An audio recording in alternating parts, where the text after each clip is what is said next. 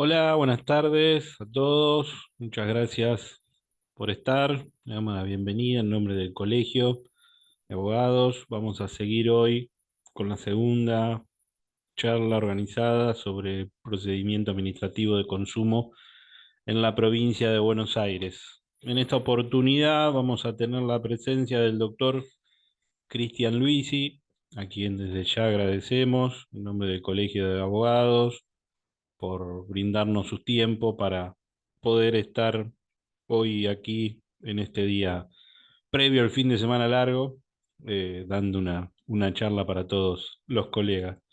Bueno, el doctor Cristian Luisi es abogado de la Universidad de Buenos Aires, es actual árbitro institucional del Sistema Nacional de Arbitraje de la Dirección Nacional de Defensa del Consumidor y Arbitraje de Consumo, ex asesor jurídico de la Dirección Nacional de Defensa del Consumidor y Arbitraje de Consumo, ex coordinador y jefe del Departamento de Legales de la Dirección de Comercio y Defensa del Consumidor de la Municipalidad de San Martín, coautor del libro El procedimiento administrativo de consumo en la provincia de Buenos Aires, guía práctica. Es docente universitario y además también es investigador. Doctor, nuevamente le agradezco. Antes de que comience con la exposición, le quiero enviar un mensaje a todos los colegas que participaron de la charla la semana pasada, informarles que la doctora Lagruta envió todo el material, eh, el cual expuso en esa charla, así que si alguno desea o lo quiere tener, envíe un mail al colegio, a info@colabdol, que los chicos se lo van a pasar por correo electrónico. Bueno, nada más, doctor, lo dejo y le doy el agradecimiento nuevamente y bueno, comience usted y cualquier cosa nos avisa. Muy bien, gracias Andrés. El agradecido soy yo, a vos, bueno, en representación del Colegio de Dolores por invitarnos a dar este curso que en esta ocasión damos con la doctora Lagruta. Obviamente, extiendo el agradecimiento a todos los que están presentes, como dijo Andrés, antes de un fin de semana extra largo. Así que, nada, redoblo el agradecimiento, doblemente agradecido por estar acá y no todavía, y no ya pensando en qué hacer en estos 6 días que tenemos por delante. Eh, Hoy vamos a continuar, como dijo Andrés y como está pautado, con la segunda parte de todo lo que tiene que ver con el procedimiento administrativo de consumo. Obviamente que a mí no me gusta hablar, o mejor dicho, me gusta hablar mucho, muy de corrido, pero obviamente que la idea acá es que tengamos, si es posible, o si ustedes lo creen necesario, un ida y vuelta. Yo no tengo problema en si me quieren ir cortando en el medio de la charla por si hay algo que no se entiende, alguna pregunta. Después, obviamente, si vemos que eso atrasa mucho, se los digo y hacemos las preguntas al final. Manejémoslo. Está bueno tener un ida y vuelta en cuanto a algunas dudas que vayan surgiendo durante la charla. Así que en ese sentido, siéntanse libres. Como les decía, hoy vamos a encargar todo lo que sería la segunda parte, como tenemos divididas las clases. Yo me voy a encargar de explicarles todo lo que tiene que ver ya con el proceso de imputación, apertura a prueba, sanción, apelación, y también vamos a hablar un poquito de las medidas autosatisfactivas, estas medidas que puede imponer una dirección de defensa del consumidor en el ámbito de la provincia de Buenos Aires, según ley nacional y ley provincial, que tienen que ver con estas medidas tal vez que se parecen a unas medidas cautelares judiciales. Lo vamos a ir viendo ahora durante el curso de la charla. Así que nada, voy a compartirles un power, más que nada para ir guiándome yo y no irme por las ramas. Así también ustedes van viendo de lo que voy hablando. Como les decía, voy a arrancar de donde les dejó Samantha. Samantha seguramente les habló todo lo que tiene que ver con las denuncias, audiencia de conciliación, etcétera, las diferentes maneras que puede pasar en la audiencia de conciliación. Bueno, ahora estamos en el momento en que, luego de una audiencia de conciliación, al no haber un acuerdo, la oficina tiene que dictar o no un auto de imputación. Vamos a dividir la autoimputación en dos partes, ¿no? En la que vienen desde derivada de una denuncia de un consumidor o de las denuncias de oficio, las actuaciones de oficio que ahora también las vamos a ver. El auto de imputación, brevemente para que se entienda qué es un acto administrativo que va a emitir la autoridad de aplicación, que va a ser la base fundamental del proceso, si es que entiende que hay una imputación y que vale la pena emitir esta imputación que le va a dar fundamento a todo el proceso sancionatorio luego. Acá viene una parte donde algunos todavía se discute un poco. La realidad es que el consumidor deja de ser parte ya del expediente, deja de ser parte como un actor fundamental, porque ahora la actuación va a ser de defensa del consumidor, la autoridad de aplicación contra el proveedor. Obviamente que el consumidor está latente, porque puede ser parte de una sanción a su favor y puede ser beneficiario o no de un daño directo, por eso queda fuera, ya no siendo una parte que impulsa el proceso, pero obviamente que lo vamos a tener siempre en cuenta. Y aún seguimos dentro de la etapa conciliatoria. Calculo que la doctora Lagruta les habrá explicado, si no lo hago brevemente yo, que el proceso se divide en dos etapas, la conciliatoria y la sancionatoria. Bueno, la conciliatoria es hasta el dictado del auto de imputación, inclusive se puede todavía la apertura de prueba estar dentro de esta etapa, y después la etapa sancionatoria, donde pasa el segundo funcionario que va a intervenir en esta etapa, es la siguiente. Pero todavía acá seguimos en la etapa de conciliación, en la provincia de Buenos Aires generalmente todavía funciones dentro de la Dirección de Defensa del Consumidor, por lo cual la imputación y la apertura de prueba generalmente lo hace son todavía funciones del director de la denominada OMIC en la provincia de Buenos Aires. Siguiendo el procedimiento de la denuncia por reclamo, esa denuncia que inicia el consumidor, una vez determinada la audiencia y de la decisión del consumidor de pasar el expediente a resolver o a imputar porque no hubo un acuerdo, primero la autoridad de aplicación lo que va a hacer es un análisis de ese expediente, de toda la prueba que acompañó al consumidor, que como ustedes saben, el consumidor tiene que aportar ya toda la prueba al momento de iniciar la denuncia, y luego de ese análisis, la autoridad de aplicación va a decidir si corresponde el dictado de una auto de imputación o en su defecto, si entiende que no hay una posible infracción, el archivo del expediente. La primera pregunta que nos aparece acá, porque no está establecido en el procedimiento de la ley 13.133, es si ese archivo hay que comunicárselo al consumidor. La realidad es que, opinión propia y la realidad que le hacen la mayoría de las oficinas de defensa del consumidor, no se comunica el archivo porque, como le expliqué anteriormente, el consumidor en principio deja de ser parte y el que tiene el aval, la potestad para determinar si hay una imputación o no, es la Oficina de Defensa del Consumidor. Y además sepamos que si la Oficina de Defensa del Consumidor entiende que no corresponde, un archivo eso no le quita acción al consumidor, porque el consumidor igual podrá iniciar una acción judicial y no es un antecedente negativo. Pero bueno, hay consumidores, inclusive hay acciones y hay un antecedente judicial de un consumidor en la OMIC de Necochea que planteó esto de por qué no me notificaron a mí el archivo y la posibilidad de discutir ese archivo en sede administrativa, que terminó con un antecedente de la Cámara de Constitución Administrativa de Mar del Plata dándole la razón al consumidor y obligando a la OMIC a que notifique ese archivo y darle la posibilidad al consumidor de que lo discuta administrativamente. ¿Cuál es el sentido? Y la verdad que no, yo la verdad que no lo veo mucho, porque imagínense que ante una discusión, o cuál sería la herramienta procesal que tiene el consumidor a aplicar ante un archivo, la misma que tendrían los proveedores ante una denegación de prueba, que es un recurso de reconsideración ante la misma oficina, ni siquiera tiene algo, subsidio, jerárquico, apelación, nada de eso. Pero bueno, en este caso obligaron a la oficina a notificar el archivo y se le dio la potestad al consumidor de plantear ese recurso para que la oficina revea su decisión. Dependerá de cada OMIC. Yo entiendo que no corresponde notificar el archivo porque le dije que es la oficina la que tiene la potestad de seguir adelante con la acción. Ahora, ¿qué es el auto de imputación? ¿No? La realidad es que muchas oficinas a veces no se asustan, ¿no? Tengo que hacer un auto de imputación, ¿qué es lo que voy a tener que hacer? La realidad es que es un acto sencillo que no requiere mayores complejidades.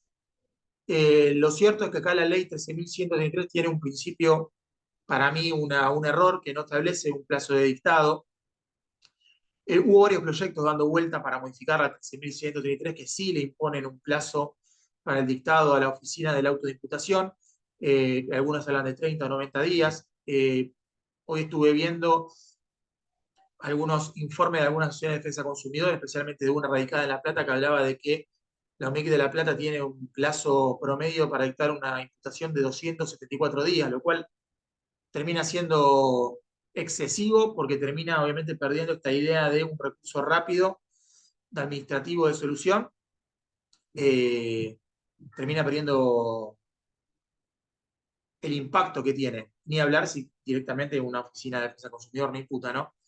Pero bueno, hoy por hoy estamos ante una ley que no tiene un plazo, por lo cual hay oficinas que ni siquiera imputan, lo cual obviamente no está bueno. La experiencia propia que tuvimos nosotros cuando estuve a cargo en San Martín, obviamente estamos hablando de una oficina que estaba encabezada por personas que no estaban bien mentalmente, porque imagínense que nosotros ahí logramos empezar a sacar imputaciones al día de haber cerrado la última audiencia.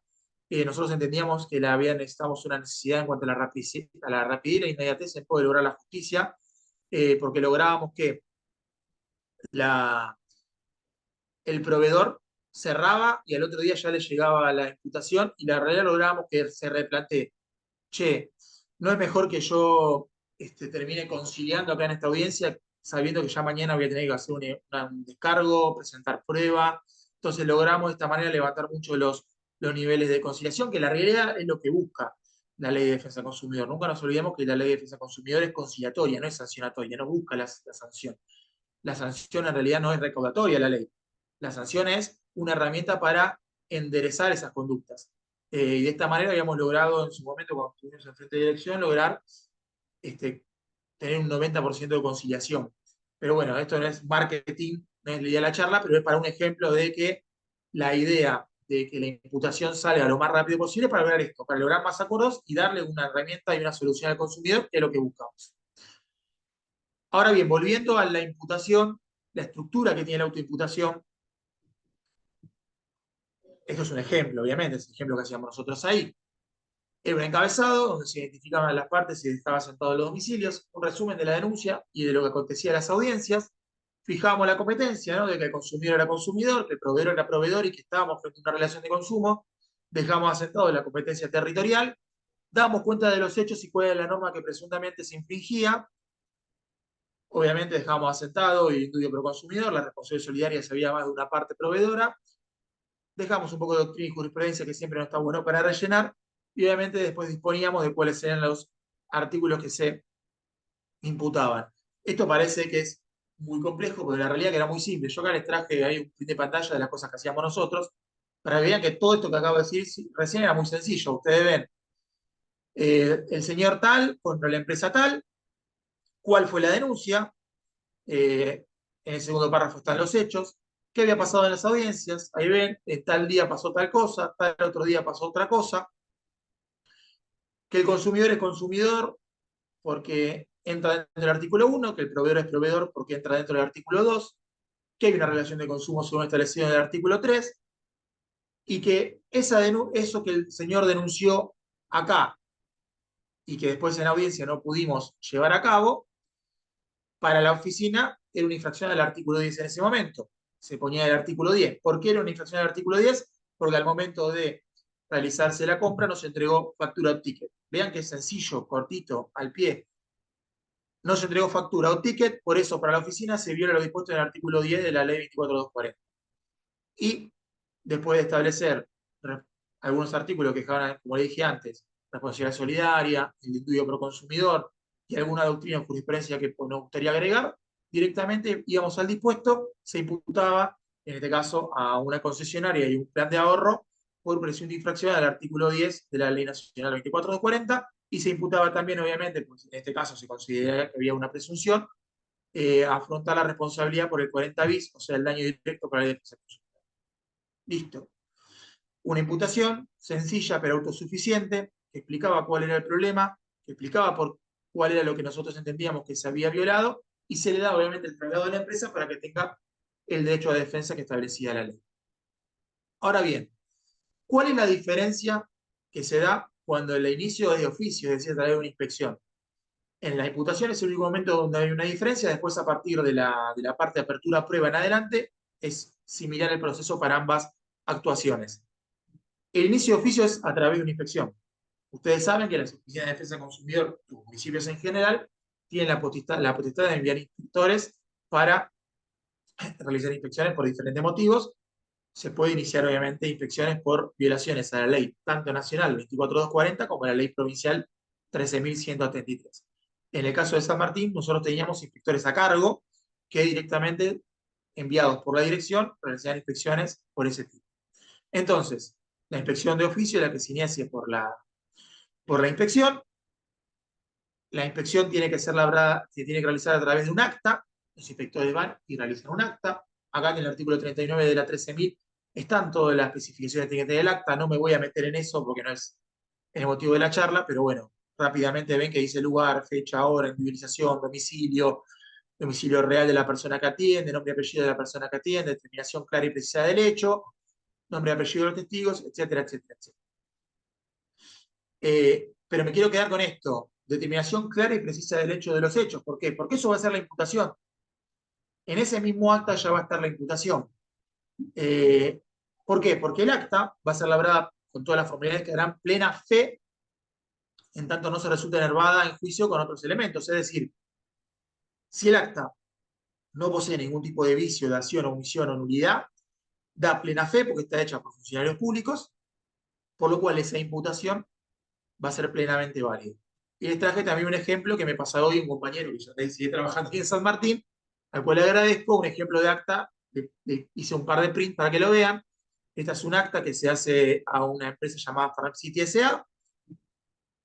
y van a ver que en lo que prosigue a toda la publicación de los datos, dice, siendo impuesto los motivos de una presencia, bla, bla, bla, se formulan cargos por presunta infracción al artículo 4 de la Ley Nacional 24240, dado que la información respecto al precio final de los productos en infracción no es cierta ni veraz. Y asimismo se incumple el artículo 8 de la ley, en atención a que las presiones vertidas al proveedor de reflejos en los flejes exhibidores obligan a oferente a cumplir. ¿Qué significa? Esa es la imputación. Se deja asentado cuáles son los dos artículos que se infraccionan, cuál es la norma que se les achaca, es información veraz y que los precios del fleje no coinciden con los del ticket, y se realiza este acta que se le entrega a la persona ahí, a uno de los empleados, que después, bueno, se niega a firmar, es irrelevante, y en el mismo acta se deja asentado ya el plazo que tiene la firma para presentar un descargo. Como ven ahí, dentro del plazo de 5 días, eso está establecido en la ley, debe presentar su escrito de descargo y la prueba que pretenda valerse y demás documentación a las oficinas, bla, bla, bla. Acá ya quedó establecido de la autoimputación. Como nota de color les traigo cuál fue la infracción que se dio. Acá está el ticket. Por ejemplo, ven ahí que hay una TH Flay limpieza por 780, cable metalizado por 6400, gomita gorda por 1740 y un pato purificador gel por 1368. Y acá van a ver los precios que no tienen nada que ver.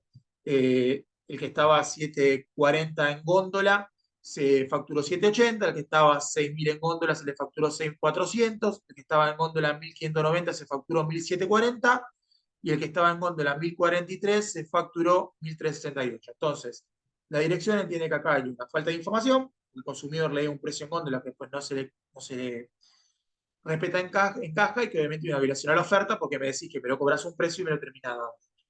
Ahí ya queda armada la imputación en las actuaciones de oficio y ya la empresa está obligada, a partir de ese día empieza a correr el plazo para que presente el descargo. En los casos de la imputación que surgen por una denuncia de un consumidor, obviamente que el plazo empieza a correr a partir de la notificación al proveedor de la imputación. Entonces, ¿cuál es ese plazo? Como le dije recién, está establecido en la ley 13.133, que el plazo es de 5 días hábiles improrrogables. Y acá aparecía la segunda pregunta, o una de las preguntas que nos decíamos ahí en la dirección cuando comenzamos a imputar, es, ¿corresponde darle el plazo de gracia establecido en el Código de Procedimiento que es supletorio a la aplicación de la ley? El denominado plazo de gracia, ¿no? Que tenemos todos los abogados, esas 4 primeras en la provincia de Buenos Aires, 4 primeras horas hábiles del día siguiente a que me venció el plazo. En principio no se otorgaban, porque nosotros entendíamos que la ley 13.103 era muy clara, que habla de 5 días hábiles improrrogables. No sé por qué íbamos a dar el plazo de gracia, pues iba a dar esa prórroga si la ley me habla de improrrogables. Obviamente que como todo termina en discusión en la justicia y a través de una presentación que en su momento, en el año 2017, hizo el Banco Santander Río, la justicia contencioso administrativa determinó que aplicaba también ese plazo de gracia judicial a las actuaciones administrativas, por lo cual ahí les dejo el fallo para que también lo tengan, por si alguna vez algún abogado que representa a una empresa le niegan el plazo de gracia o algún amigo le plantea si corresponde o no dar el plazo de gracia, y tiene el fallo donde a nosotros nos dijeron que había que otorgar el plazo de gracia a los abogados, a los proveedores en este caso, por lo cual al día de hoy obviamente se sigue otorgando ese plazo. Entonces los proveedores tienen 5 días hábiles otorgados por la ley, más las 4 horas de gracias del día siguiente para presentar el descargo y toda la prueba de la que intente valerse. Pasando al descargo, es importante tener en cuenta, obviamente, qué es lo que presenta la empresa al momento de hacer el descargo. Es como una contestación de demanda, pero grabada, digo yo siempre, porque la idea es que la empresa tiene que presentar el descargo con todas las pruebas.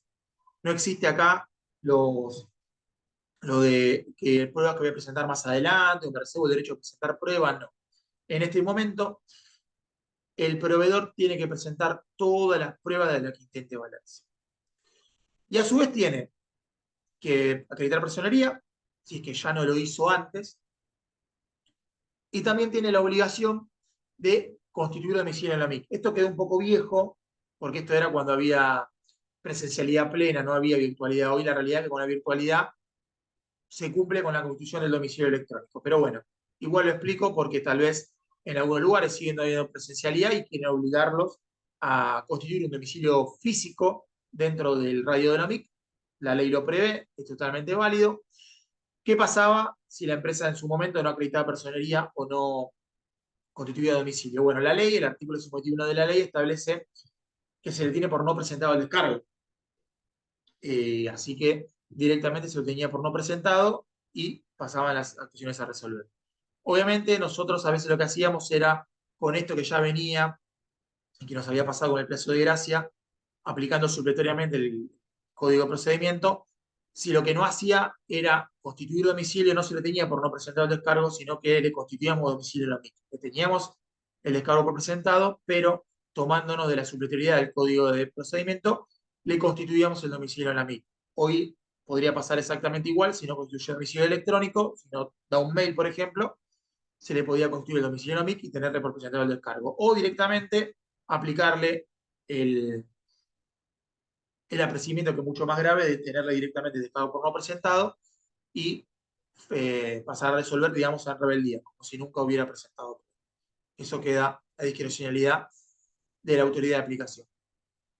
Como le decía, el descargo tiene que tener todas las pruebas de que intente valerse. Es muy importante que la ley aclara que solo se van a admitir y se va a abrir a prueba si los hechos son controvertidos.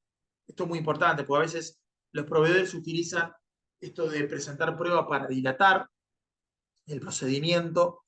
La realidad es que si uno ya tiene probado, no hay hechos controvertidos, no sé, el consumidor dice que no le llegan las boletas a papel y en la audiencia quedó claro que no le llegaban porque el proveedor dijo que tenían un problema con el correo, no voy a abrir la prueba para ver si le llegan o no la factura, porque ya tengo probado que no le llegaban, entonces no pierdo tiempo en eso. Así que directamente se rechaza la apertura. En el caso de que corresponda abrir la prueba, la ley nos dice, obviamente, que hay pruebas admitidas. Ahora vamos a ver uno por una cuáles son los requisitos. Y que tengo un plazo máximo de producción de la prueba, que son de 10 días hábiles, prorrogables por una sola vez por causa justificada. Y yo pregunto ahí, ¿hay posibilidad que en el escrito de descargo la empresa realice un ofrecimiento? Bueno, la respuesta es sencilla, sí. ¿Por qué? Porque la ley de defensa del consumidor es conciliatoria, no es sancionatoria. Entonces yo tengo la posibilidad de evitar una sanción porque la empresa realiza un ofrecimiento que yo le puedo dar traslado al consumidor, que el consumidor no puede aceptar y terminar ahí y realizar una homologación en vez de una sanción. La ley busca eso, busca resolución. Así que si la empresa realiza el descargo, presenta prueba y al final también hace un apartado con un ofrecimiento, puedo darle traslado de ese ofrecimiento al consumidor, dejando momentáneamente suspendida la posible apertura a prueba, esperando a ver que el consumidor me contesta. Si el consumidor da el OK, daré traslado a la empresa con el OK para que empiece a darle cumplimiento del acuerdo y a su vez haré una homologación y terminaré el caso de la mejor manera, que es con un acuerdo y sin ningún tipo de riesgo a que haya alguna sanción que tal vez después no se. Ahora bien, supongamos que no hubo ofrecimiento o que hubo un ofrecimiento que el consumidor rechazó, por lo cual yo tengo que seguir adelante con el proceso, corresponde abrir a prueba, si es que se ofrecieron la apertura a prueba y hay hechos controvertidos. Entonces acá la ley me deja un par de requisitos que no son iguales a la parte judicial, tal vez a lo laboral, que es a lo que más asemeja el procedimiento de defensa del consumidor, por lo cual uno tiene que estar muy atento, ya sea si lo va a ofrecer o si está en MIC y tiene que abrir a prueba, para saber si lo tiene que aceptar o rechazar. Esta charla le sirve a todos, al abogado de la empresa, al proveedor, al laburante de la MIC, porque mostramos todas las herramientas para cual hacer bien las cosas y que no haya problemas. Entonces, si ofrezco una prueba documental, el artículo 54 de la ley me dice, para que sea aceptada tiene que ser el documento en original o copia certificada. Si no reúne estos requisitos, la autoridad de aplicación lo puede rechazar. Y ahora vamos a ver qué pasa si lo rechaza. ¿Se puede ofrecer testigos? Sí, se puede ofrecer testigos. Ahora, hay requisitos también. Máximo 3, no 5 como en el derecho laboral. El pliego de posiciones, es decir, las preguntas que va a querer hacer el proveedor, deberá estar acompañadas con el escrito de descargo. No puedo entregarlo después. Y la comparecencia de los testigos propuestos por el proveedor van a estar a cargo de la parte que le ofrece, es decir, el mismo proveedor está obligado a presentarlos. Acá no se van a fijar audiencia supletoria. Si no se presenta la audiencia designada, se van a dar por decaído. Y tampoco existe eso de ir a buscarlo con la fuerza pública. Es un testigo de la parte del proveedor. La ley dice que es el proveedor quien se tiene que hacer cargo de acompañarlos, de traerlos a la audiencia, de conectarlos a la audiencia virtual. Si no están al momento de ahí, se da por la prueba por decaída, por desistida, y no se va a poder fijar una nueva audiencia. ¿Qué pasa si ofrecen prueba informativa?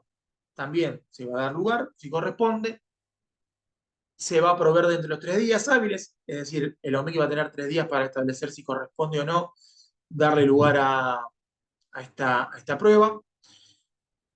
Y el presunto infractor, una vez que el OMIC da lugar a la prueba, va a tener 10 días hábiles para producir esa prueba, es decir, para realizar el oficio, diligenciarlo y después acreditar el OMIC que diligenció ese oficio. Pues ahí van a empezar a correr los plazos que corresponden para que esa entidad conteste, ¿no?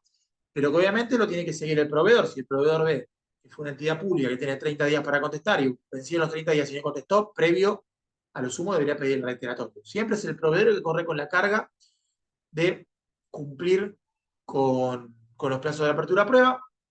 Después, obviamente, el OMIC, vencidos esos plazos, tendrá toda la posibilidad, si venció el plazo de respuesta y no llegó y no hay una prueba, un pedido reiteratorio, de dar por cerrado y de caída también esta prueba.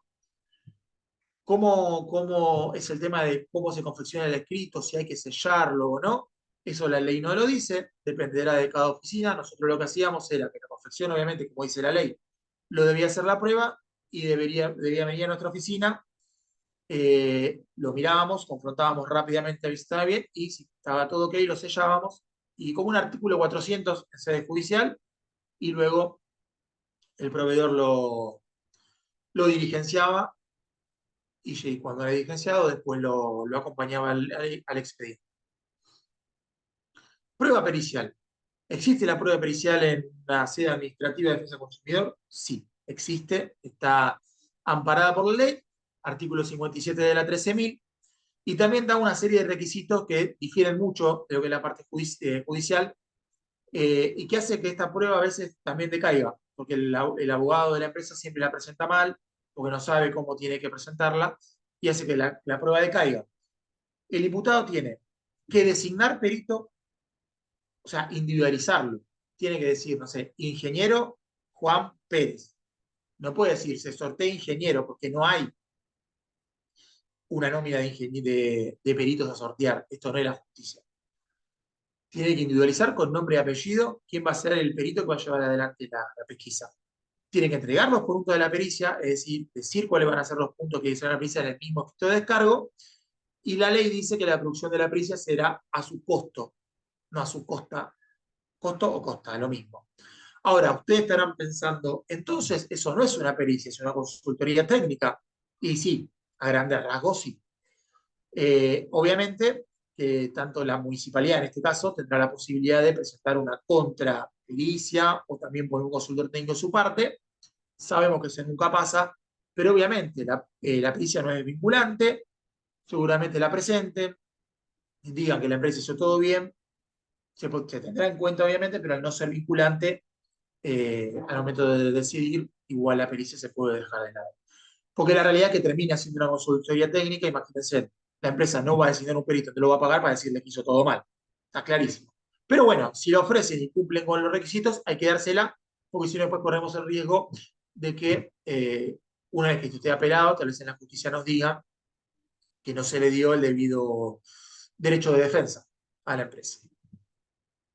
Ahora bien, ¿qué pasa si la empresa no cumple con los requisitos establecidos o si la UNIC le rechaza la prueba porque considera que no hay hechos controvertidos? ¿Cuál es la herramienta que le da la ley al proveedor para poder discutir eso? Bueno, la herramienta está establecida en el artículo 52 y ante el rechazo por parte de la autoridad de alguno de los medios de prueba, el imputado podrá deducir un recurso de reconsideración. Es decir, va a ser la propia oficina la que determine ante ese recurso si corresponde o no darle revertir la decisión. Ustedes preguntarán qué sentido tiene si primero rechazó, si ahora va a decir que sí. Bueno, la realidad es que el sentido, lo que yo entiendo, lo que nosotros entendíamos era que si en el recurso de reconsideración, cuando nosotros rechazábamos prueba por una de estas deficiencias técnicas, la subsanaba, se le daba lugar también para evitar que luego haya un entendimiento de parte del juez que tal vez iba a resolver una posible apelación de una delegación de prueba. Y que estábamos violando el derecho de defensa. Entonces, sí, yo le había rechazado la prueba porque no me había individualizado el perito, si en el recurso de reconsideración me individualizaba el perito, se le daba lugar a la prueba. Si el rechazo era porque entendíamos que no había hecho controvertido, la realidad es que no había mucha cosa que podía decir la empresa que me iba a dar lugar a cambiar esa opinión y seguramente se volvía a rechazar. Entonces, el único recurso válido de la recurso de reconsideración. Recuerden que no existe esto del rechazo de apelación con apelación con jerárquica y no sé qué, que lo resuelve el intendente. No, no funciona así. Por lo cual, ante la rechazo de consideración, quedaba firme esa decisión y no se abría prueba. Siguiendo hasta acá, me iba a adelantar un segundo. Hasta acá entonces tenemos imputación y apertura a prueba. Si la apertura a prueba es válida, se producen las pruebas y hasta ese momento está a cargo todo de la primera etapa conciliatoria, está en manos de uno de los funcionarios. Siempre hablamos de funcionarios porque la ley habla de que tiene que haber un doble funcionario. En el caso de la provincia de Buenos Aires, en la mayoría de los casos está en manos de un director de defensa del consumidor. Cerrada la apertura a pruebas, se abre la segunda instancia, segunda etapa, que es la etapa ya sancionatoria, que va a estar en manos de otro funcionario.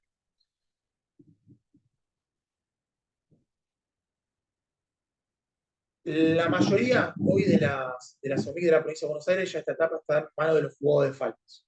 Pero obviamente puede estar en manos de un secretario de gobierno, en manos de otro funcionario, porque obviamente no hay una obligación. Ahora vamos a ver cuáles son las ventajas que hay, tal vez lo tenga un juez de falta con competencia exclusiva de defensa del consumidor. Pero bueno, el funcionario a cargo de la etapa sancionatoria va a recibir ya el expediente con toda la etapa producida. Es verdad que como esto no está establecido, puede haber dentro del mismo municipio charlas de que, che, mejor vos recogé el descargo y pasarme a mí, yo produzco la prueba. Puede pasar, pero la realidad es que lo más prolijo es que la prueba la produzca el funcionario de la etapa que está a cargo de la etapa conciliatoria y una vez producida la pase al otro funcionario. Y también está bueno, esto también son todos agregados, esto no está agregado a la ley, el funcionario que estaba a cargo de la etapa anterior emita un dictamen con su posición, es decir, una vez producida la prueba, diga, che, mira, con la prueba producida, a mí me parece que corresponde una sanción, que la imputación no fue desvirtuada, o por el contrario, que entienda, mira, de la imputación, me parece que con la prueba agregada se desvirtuó y corresponde rechazar, dejar sin efecto la imputación y archivar. Siempre está bueno un punto de vista del funcionario que tuvo a cargo toda la etapa anterior. También está bueno que haya una intervención breve de dirección legal y técnica de cada municipio para que establezca si hasta ahí hubo algún error material o inmaterial que pueda dar paso a una nulidad. Todo esto siempre pensando a futuro, ¿no? Siempre pensando en una posible apelación, siempre que el municipio logre hacer todo de manera prolija para evitar una posible nulidad el día de mañana, siempre va a estar bueno, porque si no va a ser todo trabajo realizado en vano. Así que todo esto siempre está bueno teniendo en mente lo siguiente. Pero bueno, supongamos que todo esto pasó, que todo esto está bien. Ahora el nuevo funcionario va a decidir si corresponde o no dictaminar la resolución. Ahora bien, ¿qué va a hacer el funcionario? Bueno, va a hacer un análisis, también obviamente, previo, como el funcionario anterior, antes de dictar una imputación, realizó un análisis de toda la prueba que había en el expediente, decidía imputar o no. Acá el funcionario va a hacer lo mismo. Analizo todo, analizo la prueba, todo, bueno, ¿qué corresponde? ¿Sanción o archivo? Son las dos opciones que hay. O pongo realizo una resolución sancionatoria o una sentencia en el caso de juego de falta, o realizo una sentencia pero con archivo en vez de una sentencia con sanción. Perdón, si corresponde el archivo antes de pasar a la sanción, si corresponde el archivo, acá sí va a tener que notificar a las partes, y acá sí, como es la resolución final, el consumidor va a tener la chance de discutir esta sanción en sede judicial. Después ustedes dirán qué sentido tiene discutir o no, no lo sé, en cuanto a económico digo, ¿no? Pero si hay un archivo ya después de una imputación, acá si el consumidor, como vio velado su derecho a una posible sanción o un posible daño directo, supongamos que también estaba imputado, va a poder apelar la sanción como vamos a ver ahora en unos minutos nada más. La resolución va a tener una estructura similar al auto de imputación, obviamente que se le va a sumar la respuesta a ese descargo, ¿no? Se le va a sumar todo lo que el juez va a entender que se le va a discutir a ese descargo, ¿no? Si él dijo, no, mira, A, B, C dijo el descargo, bueno, el juez va a decir, no, A no por esto, B no por esto, C no por esto, te rechazo y va a quedar armado la resolución de sanción. Ahora, ¿cuáles son las sanciones que puede imponer un juez o una autoridad de aplicación de defensa consumidor para ser un poco más amplios? Bueno, son establecidas en el artículo 73 de la ley 13.133. Puede dar un apercibimiento, que básicamente es decirle al proveedor, che, no lo hagas más. Puede imponer una multa económica que hoy están establecidas según una escala de salarios mínimos vitales y móviles, o sea que son sumas variables. Eso está muy bueno porque hasta hace un año atrás teníamos a las multas de defensa del consumidor congeladas en el tiempo. La multa, por ejemplo, de la ley 13.123 iban de 500 pesos a 500.000 pesos. ¿A qué empresa uno podía moverle la aguja si después de todo esto le poníamos 500.000 pesos de multas un año atrás? Bueno, hoy tenemos que son de 0,5 a 5.000 salarios mínimos vitales y móviles. Hoy el salario mínimo vital y móvil son 202.000, 800.000 pesos. Es decir, que se puede poner una multa máxima de 1.000 millones, entiendo que se lee así, 1.000 millones, 14.000 millones de pesos. Entonces, fíjense que ahora sí, ¿no? Una empresa va a pensar dos veces antes de realizar una infracción porque tiene una multa, una posible multa jugosa de atrás que puede imponer la autoridad de aplicación provincial. También la autoridad de aplicación provincial, esto a veces no está muy conocido, puede imponer el decomiso de las mercaderías y productos objetos de infracción, puede clausurar establecimientos o suspender el servicio afectado por un plazo de hasta 60 días, puede suspender hasta 5 años del registro de proveedores que posibilitan contratar en el Estado, si esta persona era proveedor del Estado, e inclusive puede realizar la pérdida de concesiones, permisos, habilitaciones, licencias, etc. Y se pueden usar estas sanciones. Ustedes estarán pensando, che, una MIC, un jugador de falta municipal, ¿puede utilizar estas sanciones? Sí, obvio. Le doy ejemplos. El decomiso de mercadería se da mucho en las inspecciones cuando se queda en mercadería intervenida por ser productos vencidos, por no cumplir con los símbolos de provisión energética, eh, por no tener el país de procedencia. Digo, uno puede intervenir mercaderías y si eso después no se subsana, luego del proceso se puede establecer en la nación el decomiso de energías, se puede clausurar establecimientos por resolución también. Nosotros lo hemos hecho cuando tuvimos el paso por la dirección del municipio de San Martín. Hemos clausurado establecimientos denominados supermercados chinos, Carrefour, Macro, Jumbo, por haber reincidido en infracciones, por ejemplo, de productos vencidos, diferencia de punto de la caja. Se puede. No llegamos a suspender a nadie el producto de Estado ni tampoco a sacar concesiones, porque para eso entendíamos que se necesitaban infracciones mucho más graves, pero como digo yo, una simple OMIC, como algunos te la quieren vender, puede hacer mucho. Solamente hay que animarse. Obviamente alguno estará pensando en tener el apoyo político. Sí, obvio. Pero si tenemos el apoyo político y el ánimo para hacerlo, se puede. Les traigo también hoy a cuánto está la multa a nivel nacional para que hagan un ejemplo. Antes teníamos que la multa a nivel nacional teníamos 5 millones y a nivel provincial 500.000 pesos, entonces nos volvíamos locos de cómo hacer para lograr aplicar el monto nacional en vez del monto provincial. Hoy estamos bastante parecidos. La realidad es que yo siempre digo, y cuando puedo hablar con autoridades provinciales, a su director provincial, a Luciano Blanco, siempre le digo, Luciano, gracias por haber puesto salarios mínimos y móviles como unidad de medición, que es mucho más fácil de encontrar que la canasta básica total para hogar 3 del INDEC. O sea, yo cada vez que tengo que actualizar este número me vuelvo loco. Es más, y le voy a ser sincero, no lo encontré. Entré a la página de INDEC, lo busqué, no lo encontré. El número que puse es de la canasta básica total hogar 2. Así que no sé si es más, menos, pero bueno, para tener una idea, esa canasta básica estaba en 690.000 pesos, entonces la multa máxima que puede imponer la Dirección Nacional de Defensa del Consumidor son de 1.000 millones, 450 millones, bla, bla, bla. Son 400 millones de diferencia, la verdad que a los números que estamos manejando hoy no generan mucha diferencia, por lo cual ustedes, los que son, trabajan en OMIC, tienen un margen muy alto para imponer sanciones, lo que representan empresas, sepan que ya sea en multas provinciales o nacionales, se exponen a multas altísimas, así que mejor que resuelvan antes de llegar a la sanción. Ahora, ¿qué conceptos uno tiene que tener en cuenta al momento de cuantificar la multa? Porque no podemos, no digo, de cualquier multa poner 1.000 millones de pesos, porque obviamente después de una apelación no van a decir que es irrazonable. Bueno, lo tenemos que dejar asentado, obviamente, esto en la resolución, cuáles son los conceptos que yo tengo en cuenta para cuantificar. Yo les traigo 3 ejemplos. Uno me parece más lógico, la reincidencia. No va a ser igual la multa a una empresa que tiene la primera infracción que a una que ya tengo 700 antecedentes. La posición del infractor del mercado. No va a ser lo mismo la sanción a la ferretería local que a la multinacional, al supermercado multinacional, me parece lógico. Y también el tenor de la infracción, el tenor, perdón, de la infracción.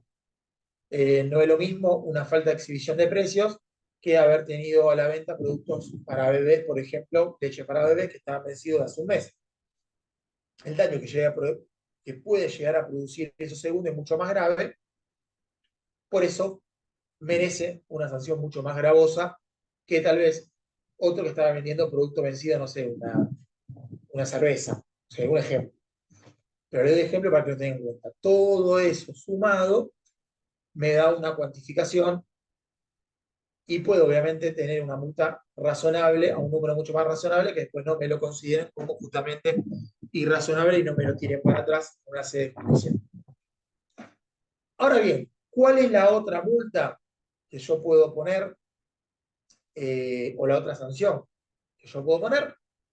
En las denuncias derivadas de reclamo de consumidores, ¿no? Esto no va a estar en la denuncia derivada de oficio. Bueno, un daño directo que está establecido en el artículo 40 de la ley, ya seguramente todos lo conocen, una figura que apareció allá por el año 2008, si no me equivoco, allá estaba pensando en 2003, pero no, 2008.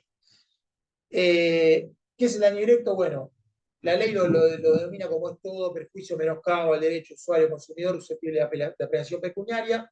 ocasionado de manera inmediata sobre su bienes o servicios como consecuencia de la acción o omisión del proveedor de los bienes o prestaciones de servicio. Che, qué buena definición. Ana. ¿Qué es el daño directo? Bueno, yo siempre hago un ejemplo de lo que para mí es el daño directo. Como saben, hay muchísimas ideas, definiciones, apreciaciones que lo amplían, lo achican. Para mí lo más lógico es decir, yo compré una heladera que me salió X cantidad de plata, y la heladera no funciona, no me mueve el dinero, el daño directo para mí es ese. Alguno estará diciendo, no, che, el daño directo también es, no sé, no sé, la comida que yo tenía en la heladera y capaz que se echó a perder si el problema fue un corte de luz, etc. Bueno, obvio que se puede ampliar o no. Yo, para hacer un ejemplo claro, digo eso. Si es una heladera nueva que yo compré y no funciona, para mí el daño directo es eso. Ahora bien, obviamente que para mí hay que tener en cuenta el plazo que pasó de que yo compré esa heladera y salió la sanción. Porque estamos hablando que pasaron 30 días, capaz que no hubo una variación de precio, bueno, en Argentina 30 días es un montón. Pero bueno, yo creo que habría que tener en cuenta la variación de precio también y actualizar ese dinero para que el consumidor no salga perdiendo. Así que el daño directo para mí sería lo que sufrió el consumidor, pero actualizado al momento de salir la sanción. La actualización no es un daño y perjuicio para mí, es un daño directo en un país inflacionario como vimos en Argentina. Ahora, todo esto es totalmente discutible y obviamente que va a ser un camino que cada uno deberá haciendo, los que son parte de una MIC o los que representan a consumidores en diferentes lugares, que vamos a tener que hacer también ese judicial. Esto es también a prueba y error ante las apelaciones que salgan del contencioso administrativo de cada localidad. Lo que sí me interesa dejar en claro, y que les va a servir a todos, como siempre digo, es cuáles son los requisitos para aplicar el daño directo. Bueno, los da el propio artículo, derivado de un fallo de la Corte Suprema, Ángel Estrada, que dice que la norma de creación le haya concedido facultades para resolver conflictos entre particulares. Eso no hay problema porque la ley de defensa del consumidor no da esa potestad. Yo creo que acá está el meollo de la cuestión. El inciso B dice que ese órgano que imponga la sanción esté dotado de especialización técnica, independencia e imparcialidad indubitada. Y tres, que sus decisiones estén sujetas a control judicial amplio y suficiente. El A y el C no hay problema, porque la ley nos da la potestad para aplicar sanciones. La C está cumplida, porque la propia ley permite las apelaciones. El problema es la B. ¿Por qué?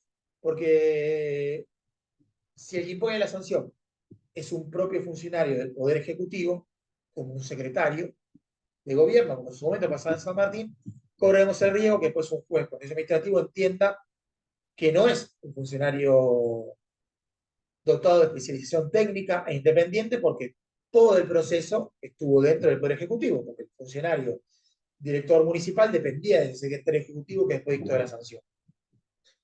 Entonces, ¿cuál es la salida que se fue encontrando a esto y que evitamos cualquier planteo de la justicia? Bueno, que sea el juzgado de faltas, un juez de falta municipal, que es un juez que no depende del Ejecutivo, o tal vez no depende de la misma orden del funcionario director, que además tiene estabilidad, que no puede ser sacado así nomás, que técnicamente, si encima es especializado o es exclusivo, un juez con competencia exclusiva en defensa del consumidor, es especializado, es independiente por lo que explicaba, debería tener una imparcialidad indubitada, entonces cierra un poco más y explica un poco por qué este fenómeno de que en los distintos municipios fuimos virando hacia que se creen jueces o juzgados de competencia exclusiva de defensa del consumidor o juzgados que ya había que se les dote de competencia exclusiva de defensa del consumidor. De esa manera, es una posible solución a evitar que las empresas sigan diciendo que el secretario no tiene competencias para dictaminar daño directo. Igual les cuento, de los 10 años que yo estuve en la oficina de San Martín y de los 10 años que un secretario ejecutivo, un secretario de gobierno, perdón, firmó las multas, todos los daños directos se han confirmados. Todos. Así que, obviamente que va a depender del Poder Judicial de cada lugar, pero si está bien apoyado, bien explicado todo, quédense tranquilos que no se lo van a rechazar. Ahora bien, les dije que con el punto C del modo de recursión estábamos cubiertos, porque obviamente la Ley de Defensa del Consumidor y la Ley de Procedimiento de la Provincia de Buenos Aires tiene establecido que el proveedor va a poder recurrir esa sanción, entonces no va a haber problema con el control judicial. Ahora bien, a mí siempre me gusta hacer hincapié en esto de cómo se recurre la sanción, porque el artículo 70 nos trae una forma distinta de recurrir la sanción. Tenemos que tener en cuenta que la multa pone fin al acto administrativo. Entonces ahí, de vuelta, no va a existir ningún recurso administrativo que quiera plantear el proveedor para poder dar vuelta esa sanción. Es decir, ya no existen recursos de reconsideración, ni recursos jerárquicos al intendente, no existe nada, porque la multa pone fin al acto administrativo.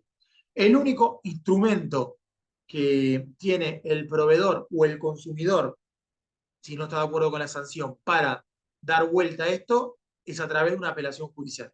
En realidad, una demanda contra el municipio recurriendo a esta sanción. Yo pregunto acá, y hago una pregunta, porque el mismo artículo 70 lo dice. Es uno de los requisitos para poder apelar, es que la empresa, si es que se aplicó una multa, abone la multa. Entonces yo me pregunto, ¿es constitucional el solve et repet? Es decir, el primero pague y después reclame. Que tanto se reclamó, ¿no? Digo, porque uno decía, che, yo que tengo que hacer un reclamo, no quiero pagar esta factura, y la empresa me dice, no, mira, primero pagar la factura y después reclamar. No, bueno, la idea era tratar de traer un poco de eso que las empresas ponían como obligación primero pagar para después poder reclamar al mundo de la defensa del consumidor, ¿no? Bueno, listo, querés recurrir la sanción, primero pagar la multa y después recurrir. Bueno, acá les traigo dos ejemplos. Uno que pasa a nivel provincial, o tres ejemplos, mejor dicho. ¿Qué pasa a nivel nacional? ¿Qué pasa a nivel provincial? ¿Y qué pasa a nivel municipal? Con esto del solve et repet. A nivel municipal, lo que nos pasaba a nosotros en San Martín era que eh, si la empresa no pagaba la multa, pero apelaba, nosotros no rechazábamos la apelación como decía el 70, porque entendíamos que no teníamos esas funciones, sorteábamos el expediente igual y dependía en qué juzgado caía, había una visión o la otra. En un juzgado obligaba a la empresa a abonar la multa para darle admisión a la demanda y el otro juzgado entendía que era inconstitucional y si estaba planteada la inconstitucionalidad, le daba lugar a la inconstitucionalidad y por ende la empresa no abonaba la multa. Desgraciadamente, esto nunca llegó hasta la Corte Provincial, en realidad llegó hasta, hasta el procurador, que les traigo acá un extracto del procurador en cuanto a si era constitucional o no el sol de repente para el procurador de la provincia. El procurador de la provincia entendía que sí, como en el caso particular, eh, había que hacer lugar al presente recurso extraordinario de constitucionalidad que había planteado el fiscal para que den vuelta la inconstitucionalidad que le habían dado a la empresa, porque entendía que la empresa no había demostrado en auto la imposibilidad de pago o que dicha derogación pudiera generar alguna vulneración. Son los dos artículos que se entienden para no, o los dos, perdón, los dos requisitos que se tienen en cuenta para no otorgarle o para evitar que la empresa pague después reclamar. Que tenga imposibilidad de pago o que esa erogación le pudiera generar al actor un obstáculo insalvable para poder recurrirlo. En el caso de AMX, que es claro, no había quedado demostrado eso, entonces el procurador entendía que había que rechazar la inconstitucionalidad planteada en el expediente y que la empresa debía abonar. Desgraciadamente, por algunos procesos de forma que había tenido el expediente, esto nunca llegó a la Suprema Corte de la Provincia de Buenos Aires y los jueces hasta el día de la fecha no se expidieron sobre la constitucionalidad en la provincia sobre el sobre et repet. Pero le decía que también tenía la experiencia de lo que había pasado en la Dirección Provincial de Defensa del Consumidor.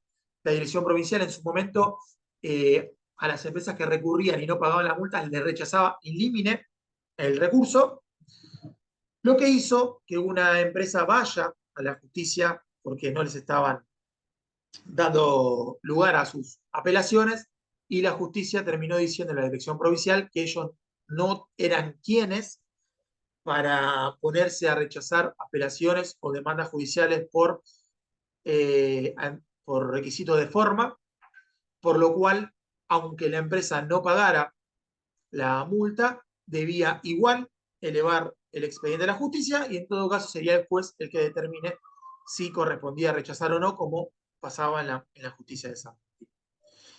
Y el tercer caso que le traigo para que vean que litigar en Argentina es muy complicado, creo que ya lo saben igual. En ámbito nacional, las apelaciones no van a la primera instancia en condición administrativa como si van a la provincia, sino directamente para la Cámara. A la Cámara, si la empresa, primero antes de ir a eso quiero decir, si la dirección nacional, si la empresa no paga la multa, se eleva el expediente de la Cámara, pero la Cámara obliga a la empresa a pagar previo a tenerle, a tratar la apelación contra la multa.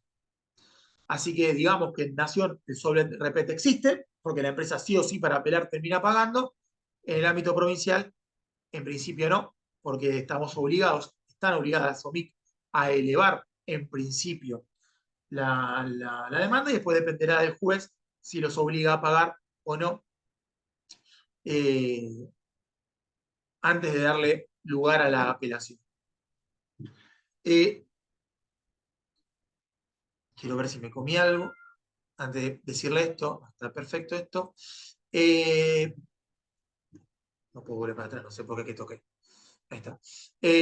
Lo que le quería decir es también, vean la diferencia, ¿no? A veces en Argentina con las distintas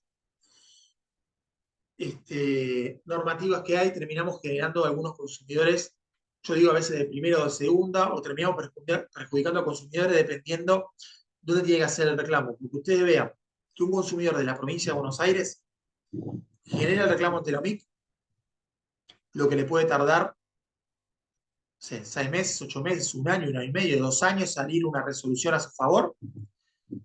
La empresa ahí tiene el derecho a apelar, obviamente no le vamos a sacar el derecho a apelar judicial a la empresa, pero fíjense que en la provincia de Buenos Aires una empresa puede apelar a primera instancia de contencioso administrativa, a la Cámara, a la Suprema Corte de la provincia de Buenos Aires y a la Corte Suprema de la Nación. Tienen 4 instancias posteriores de revisión a la multa aplicada a la sanción. Imagínense cuándo ese consumidor termina cobrando si es que tenía un daño directo a favor.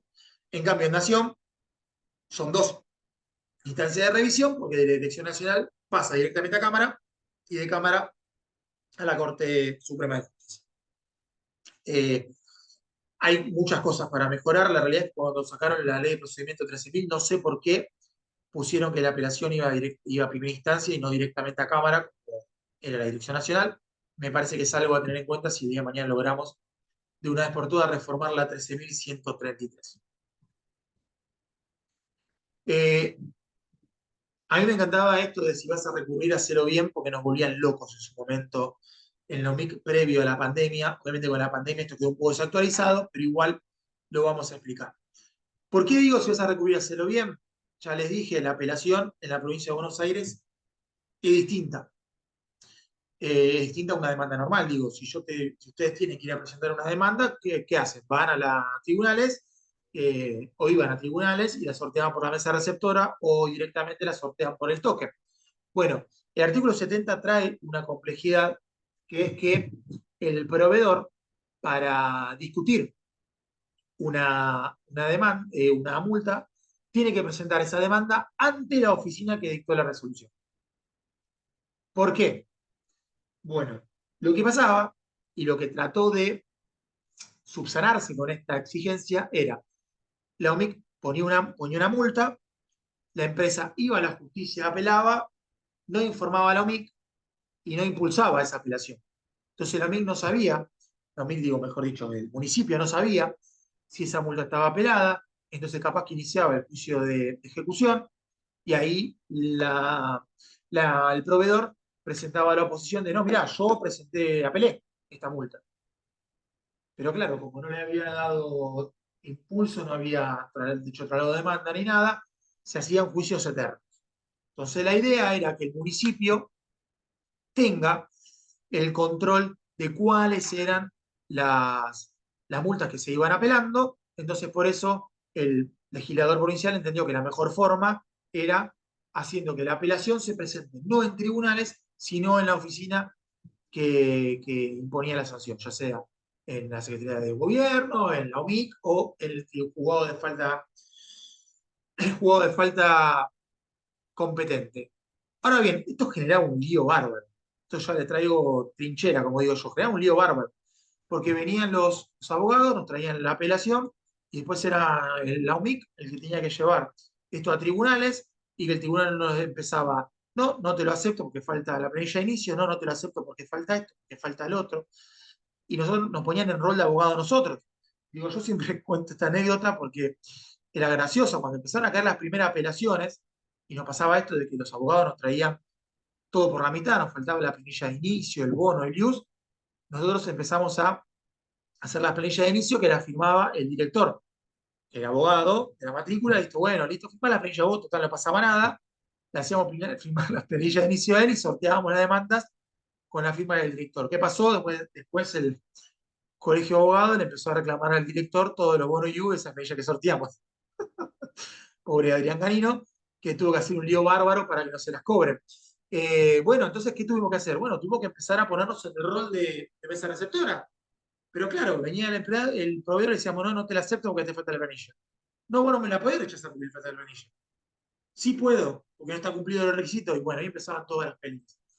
Eh, Era algo que nunca pudimos solucionar con reuniones, inclusive con mesa receptora judicial, pero ustedes imagínense, en la mesa receptora judicial le va a dar bola una simple amic. Claramente no. Era pelea todo el tiempo con los abogados. Gracias a Dios, la pandemia, dentro de todo lo malo que trajo, nos trajo una solución, que fue que a través de una resolución de la excelentísima Cámara de Apelaciones de San Martín, en una causa que ahí tiene el número, de Municipalidad de San Martín contra Huenquequián, eh, estableció que se iba a poder, que en realidad la nueva forma que suplía el artículo 70 era que el proveedor que quiera apelar iba a sortear la demanda directamente de su token, porque como no había más presencialidad, era todo virtual, ahora toda la demanda se sorteaban del token del propio profesional. Entonces, el abogado del proveedor sorteaba la demanda y se le imponía la obligación de avisarle a la OMIC de dónde había sorteado ese expediente con todos los datos para que la OMIC o el juzgado de faltas pudiera hacer el seguimiento. Esa fue la manera que encontró en su momento la Cámara eh, para poder sortear este problema que teníamos, que no había presencialidad. Entonces, el profesional sorteaba la demanda y tenía la obligación de avisar, impuesta directamente por el juzgado a la OMIC, y la OMIC después, bueno, el municipio después hacía el seguimiento necesario, y si veía que había inacciones, bueno, intervenía, se veía el traslado de la demanda, etcétera, etcétera, etcétera. Pero bueno, esto era un problema que teníamos mucho. Yo cuando hablamos con otras oficinas de defensa del consumidor, el problema que teníamos mucho con esto de las apelaciones. Hoy por hoy, no sé si con la presencialidad alternada o esto de que hay tanto presencialidad y virtualidad surgió de nuevo. Bueno, tengan en cuenta que de última, la OMIC deberá ponerse en rol de mesa receptora y pedirle al profesional que traiga todos los requisitos y no rechazarle la recepción para que después poder resolverlo de mejor manera. Y para ir finalizando esta primera parte, antes de hablar de las medidas satisfactivas y dejarles un buen tiempo para responder preguntas, yo entiendo que la ley tiene un vacío legal y creo que varios acá me van a acompañar. ¿Por qué digo esto? La ley de defensa del consumidor se caracteriza por su gratuidad, ¿no? Digo, estamos todos de acuerdo. No exige patrocinio letrado, para el consumidor es todo gratuito, pero yo entiendo que tiene un vacío legal basándome en esto.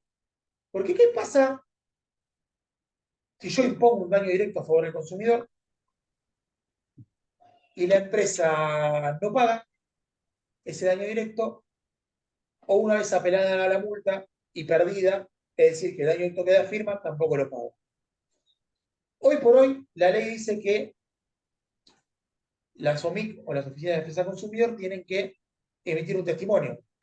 Es un título ejecutivo que se lo tengo que dar al consumidor y decirle, dándole una palmada en el hombro, buscate un abogado y ejecutalo.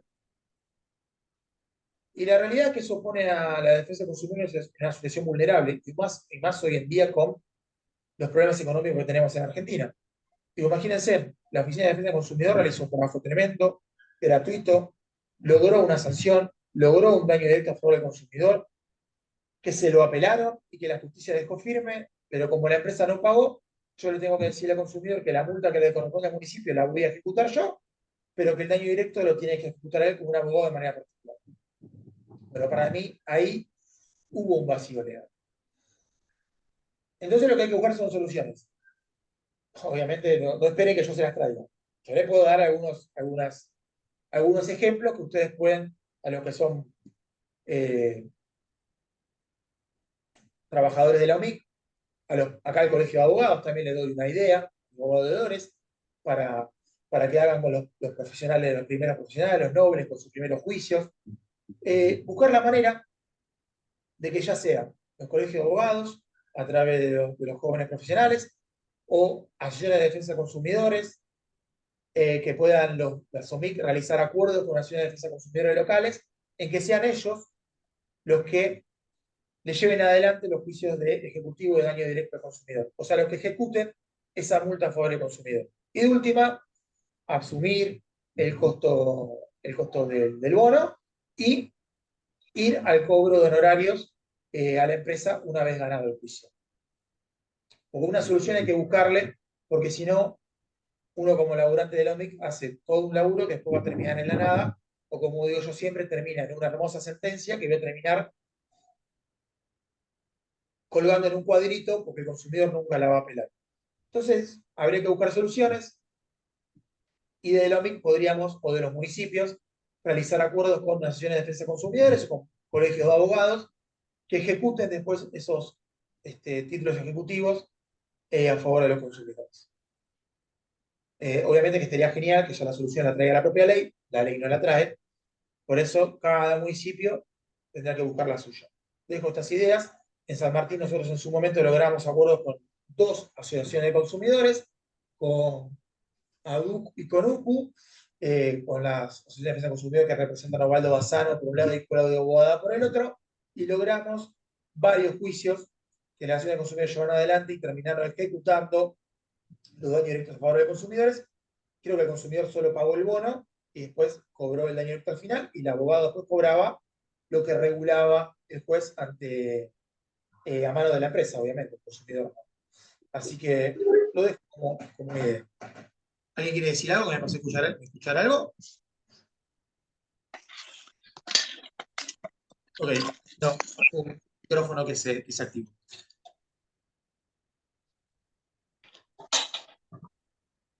Antes de pasar y darle un buen tiempo de preguntas, que imagino que la deben tener, Samantha me dijo que la vez pasada no habían quedado mucho tiempo, así que tal vez hoy compensamos. Le voy a hablar rápidamente y le voy a dar algunos ejemplos de medidas autosatisfactivas. Básicamente, medidas cautelares administrativas. El artículo 71 de la ley 13.133 le da la potestad a las OMIC, a las Oficinas de Defensa del Consumidor, y a la autoridad de aplicación sancionatoria de dictar medidas preventivas. ¿Qué es lo que me dice? Antes, miren, antes o durante la tramitación del expediente se podrán dictar medidas preventivas que ordenen el cese de la conducta que reputa violación a la ley de defensa del consumidor. Asimismo, se podrá disponer medidas técnicas, admitir pruebas, dictar medidas de no innovar o mejor proveer. Fíjense en lo amplio que es. Se podrá solicitar el auxilio de la fuerza pública. El tema de la fuerza pública ayuda mucho a las inspecciones, ¿no? Cuando uno va a inspeccionar y no te quieren dejar pasar, se puede llamar a la policía. Bueno, pericias, aplicación de la ley, cuando dispongan de oficio, bla, bla, bla. Pero me quiero quedar con la primera parte, que era esto de antes o durante el expediente, medidas de no innovar, medidas técnicas, admitir pruebas, etcétera, etcétera. Y esto es importantísimo, porque a veces uno se quedaba con esto de un consumidor que venía con un problema tal vez de salud y uno le decía, no, mejor andá a hacer un amparo de salud. Claro, le estábamos mandando a un consumidor capaz vulnerable a que le pague a un abogado un amparo que sabemos que sale un montón de plata.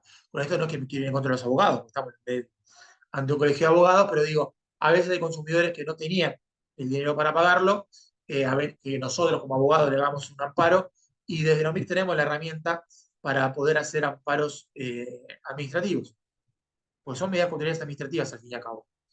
Y les traigo, eh, pero con eso también le quiero traer dos enseñanzas que sacamos de la utilización que hacíamos en San Martín con esto. A mí me parece que obviamente que es importante su uso limitado, porque si uno empieza a sacar medidas para todos lados, pierde un poco eh, la eficacia, porque las empresas dejan de acatarlas. Yo siempre digo, o por lo menos pregonaba el uso de estas medidas cuando estaba en juego la salud o la vida del consumidor, o una situación que podía llegar a modificar la misma.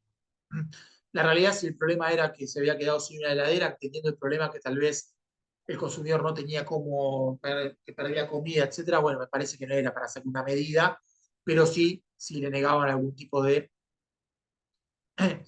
prestación que le podía poner en juego la vida, como ahora vamos a ver algunos ejemplos. Pero bueno, esto es algo estrictamente personal. Y vean, algunas de las medidas que sacamos en su momento en San Martín, dos contra IOMA, una porque no entregaba una medicación necesaria para una persona que estaba en tratamiento contra el cáncer. Hoy la verdad que tenemos problemas de estos y muchos con el tema de la provisión de medicación. Y otra también contra IOMA porque no entregaba unas bandas gástricas que necesitaba, inclusive en un compañero, en este caso, una operación en un compañero que tenía un sangrado de estómago, que eh, me sale inoculado, pero la palabra no es inoculado. Eh, bueno, no tenía forma de el sangrado constante y corría riesgo su vida y no entregaba las bandas. Tuvimos que hacer una medida en ambos pasos para que IOMA reactive. Les cuento que en ambos casos IOMA actuó, respetó la medida y entregó la medicación pedida por un lado y en otro las bandas para la operación. Después tuvimos otro ejemplo que les traigo, una prepaga a una persona que estaba realizando un tratamiento también contra el cáncer a través de aplicaciones de vacunas, que informaba que tenía que aplicarse una vacuna el 6 de enero del 2007 y cuando fue al vacunatorio encontró un barquel que decía de vacaciones por una semana, vino el mismo 6 de enero, el mismo 6 de enero, previo a la tramitación del expediente, realizamos la medida, notificamos y al otro día logramos la aplicación. Obviamente que en estos casos igual está la posibilidad de seguir el trámite igual del expediente, de fijar una audiencia de conciliación y todo, porque hubo una infracción a la ley y una posible sanción. Eso después queda en mano del potestado de NOMIC, decidir si avanza o no con una sanción. Nosotros entendíamos que, como la ley de conciliación, y habíamos logrado solucionar el problema que nos parecía lo más importante, después no seguíamos adelante con la sanción, pero está la potestad de realizar una medida previa que se cumpla y así todo seguir después con el expediente administrativo que corresponde. Después también lo aplicamos en algunos casos con determinados consumidores hipervulnerables, inclusive antes de que exista la resolución nacional que habla de la Secretaría de Comercio, que habla de consumidores hipervulnerables. Hubo dos casos particulares cuando se dieron los denominados tarifazos en el año 2016. Eh, eh, uno con la empresa Denor de energía eléctrica, que habiendo una medida judicial vigente, quiso interrumpirle el servicio a una persona que no pagaba. Bueno, se dictó también una medida cautelar administrativa recordándole la vigencia de la medida judicial y así evitamos el corte. No se disculpó y no realizó el corte que tenía programado. Y en el caso de gas natural, algo que no tenía que ver con los tarifazos, sino que era una persona mayor que se había atrasado con el pago, que con mucho esfuerzo había pagado y la empresa había pasado ya 24 o 48 horas y no le había revuelto el servicio en medio del invierno. Se dictó una medida, más obviamente de tomar la denuncia y generar el expediente administrativo correspondiente, se le dictó una medida para que se le restablezca el servicio eh, y después siguió el trámite con la audiencia de conciliación normal. En todos estos casos tuvimos recepción de parte de las empresas. Y lo remarco, antes de ya pasar al final y a la parte de la pregunta, porque la ley, en otro de estos vacíos legales que hay, no dice qué pasa si la empresa no cumple con estas medidas. No dice si la medida no cumple, por esta medida yo directamente puedo multarlo. No. Pasan a ser agravantes que después yo voy a tener en cuenta al momento de emitir una sanción. Eh, pero bueno, nosotros también lo que hacíamos era imponerle un apercibimiento de que si la empresa no cumplía con esta medida previa que nosotros estábamos dictando, nos íbamos a girar las actuaciones a sede judicial para que vean si la empresa, por este, no sé, por este destrato que estaba haciendo el consumidor y por no cumplir con una medida impuesta por una decisión administrativa. No sé si eso hacía que las empresas se asusten o no, pero bueno, a nosotros nos dio el resultado, le digo, la usamos de manera limitada, no abusamos, pero logramos que mucha gente, que muchas empresas dieran pie. Hoy sé, eh, ya no estando en la dirección de San Martín, pero bueno, obviamente teniendo contacto con algunos compañeros, que hoy el juzgado de contencioso administrativo de San Martín está sacando algunas medidas autoefectivas por el tema de los aumentos indiscriminados en las prepagas. He visto que se han salido inclusive notas referente a la decisión del juzgado de falta número 2 de San Martín, que dictaminó en algunos casos particulares a que retrotraigan los aumentos y que los aumentos los calculen en base al CIPE como se venía haciendo. Son herramientas que las OMIC tienen y que estaría genial que las utilicen. Vuelvo a repetir, yo sé que hace falta apoyo político, hace falta un montón de otras cosas, pero sepa que los tienen y las pueden utilizar. Así que yo creo que con esto he terminado y le doy las gracias por la atención hasta acá. Esta primera parte de monólogo mío. Eh, pero bueno, nos queda un muy buen tiempo para contestar preguntas. Yo veo que en el chat hay muchas cosas, quiero ver si algunas son preguntas. De última lo voy contestando. Eh, eh,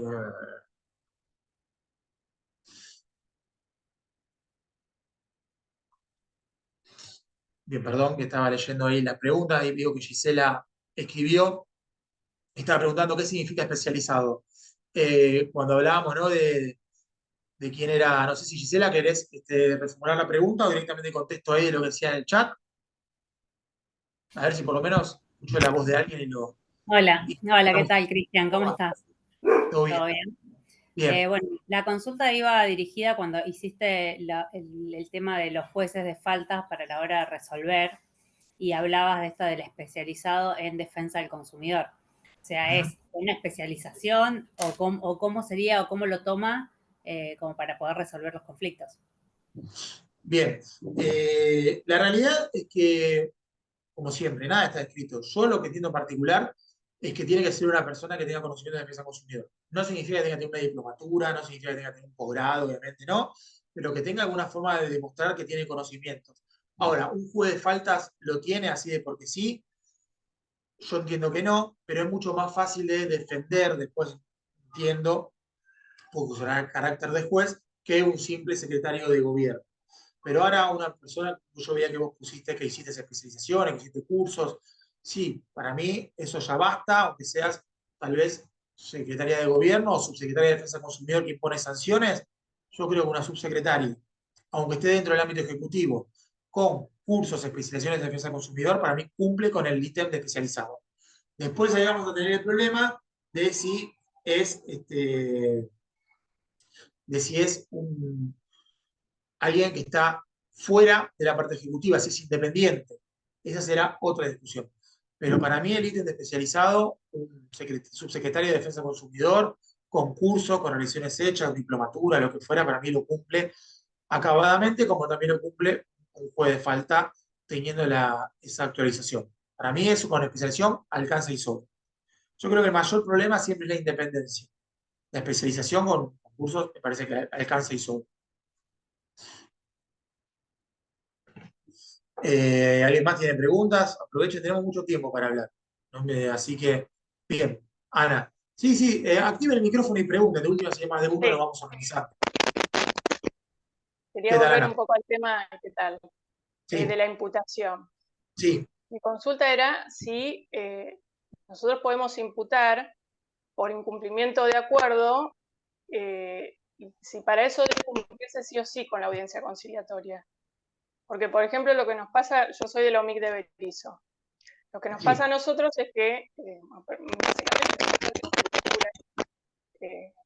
no celebramos audiencias en todos los expedientes, sino que me pasó ahora con uno contra Electroluz, le dimos traslado de la denuncia y en la primera presentación Electroluz le propuso a la consumidora reponerle el electrodoméstico en un plazo de 15 días. La consumidora acepta, le damos traslado de esa aceptación, pero la empresa no cumplió. Yo lo imprimí bajo el procedimiento del 48, pero yo no sé si puedo explicar porque estoy en conciliación. Bien, se entrecorta un poco el micrófono, no sé si es por el micrófono, me escuché casi todo. Sí, hace mucho ruido, no sé si es el cable o no, que tal vez está perfecto. Bien. Tranquila, igual que se escuchó perfecto. A ver, no es necesario que haga la audiencia, porque la audiencia de conciliación es para llegar a un acuerdo. En el caso que vos planteás, ya habían llegado a un acuerdo, se elaboró una homologación y la empresa incumplió. Entonces, de ahí directamente, imputación, artículo 48, traslado de la empresa. A ver, después el procedimiento en cuanto a la imputación no está muy claro, eso es verdad. Yo te cuento lo que hacíamos nosotros. Ante un planteo de incumplimiento, yo primero le daba, hablando mal y pronto, el chanculo a la empresa y le daba un traslado de 5 días para notificarlo del planteo del consumidor y que me explique qué pasó. Sí. Si no me contestaban, ahí lo imputaba. Artículo 48 y le daba el plazo de los 5 días. Y si no me demostraba el incumplimiento, salía de la sanción. Si en alguno de esos dos momentos me acreditaba el cumplimiento, como la idea era resolver el problema, no se sancionaba. Pero no hacía una audiencia nueva. No hacía una audiencia nueva, ni siquiera una primera audiencia, así que no había habido como en el caso con Plantes. Porque ahí ya hubo un acuerdo y ahí ya lo que es imputar un incumplimiento.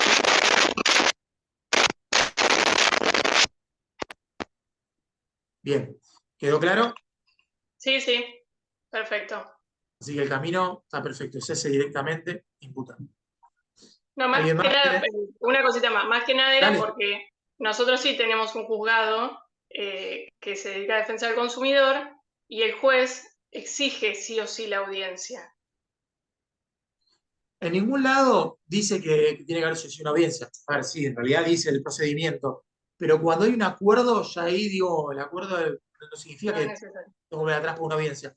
Cuando nosotros entramos a San Martín, yo me acuerdo que lo hacían. Planteamos un incumplimiento y hacíamos una audiencia nueva. Digo, ¿por qué? Si ya la ley es clara en el sentido de que hay un acuerdo y ante el acuerdo hay una infracción. No dice ante el no cumplimiento, hagamos una audiencia de vuelta o vuelve el procedimiento para atrás. No dice. El artículo 28 es claro, ante el incumplimiento de acuerdo hay una infracción. Buenísimo. No es necesario. Gracias. No, de nada. ¿Alguno más? ¿Tiene preguntas? ¿O tiene alguna vivencia que quiera compartir y que tal vez sea enriquecedora?